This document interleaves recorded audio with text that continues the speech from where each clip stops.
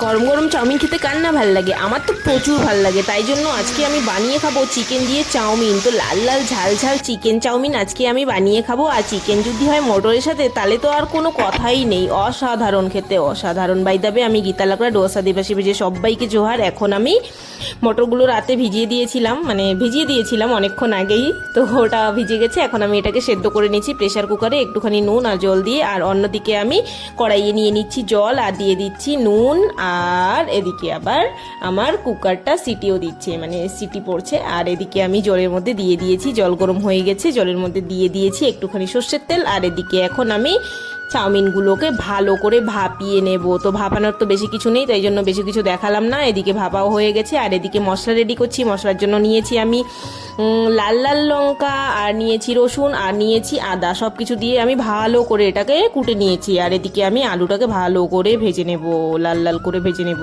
আর তোমরা যদি আমার ভিডিওতে নতুন থাকো তাহলে আমার চ্যানেলটিকে ফলো করে দিও। আর ফেসবুক থেকে ইউটিউব থেকে যারা দেখছো তারা আমার চ্যানেলটিকে সাবস্ক্রাইব করে দিও আর লাইক করে দিও। আর এই তেলে আমি দিয়ে দিচ্ছি গোটা গরম মশলা, দিয়ে দিয়েছি পেঁয়াজ, আর এদিকে দিয়ে দিয়েছি পেঁয়াজ বাটা। আর এখন দিয়ে দিয়েছি কুটে রাখা মশলাগুলোকে। আর পরে দিয়ে দিয়েছি মশলা ধোয়ার জল দিয়ে এখন আমি ভালো করে মশলা কষিয়ে নেব। তারপরে দিয়ে দিয়েছি হলুদ গুঁড়ো, জিরে গুঁড়ো, ধনে গুঁড়ো, সব কিছু দিয়ে এখন আমি মশলাটাকে ভালো করে কষিয়ে নেব যতক্ষণ না তেল ছাড়ছে।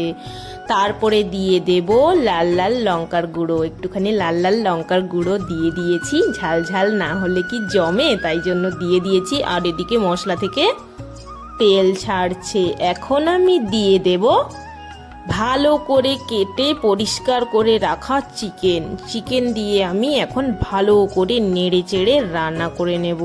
আর দিয়ে দিয়েছি স্বাদ মতো নুন দিয়ে এখন আমি চিকেনটাকে ভালো করে কষিয়ে নেব।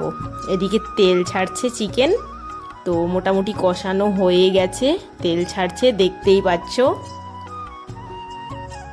আর আমাদের ভিডিওটি কেমন লাগে অবশ্যই জানাবেন, ভালো লাগলে একটা কমেন্ট করে দিও।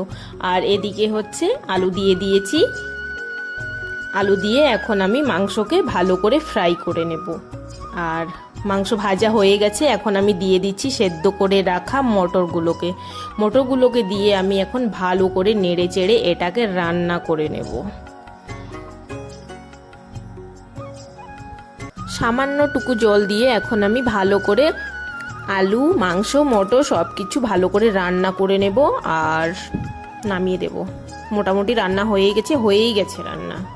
মটর তো অলরেডি সেদ্ধ ছিল, তাই তাড়াতাড়ি রান্না হয়ে গেছে। এখন আমার খাওয়ার প্রস্তুতি চলছে, আমি ভালো করে বেড়ে নিচ্ছি, লোভ সামলাতে পারছি না।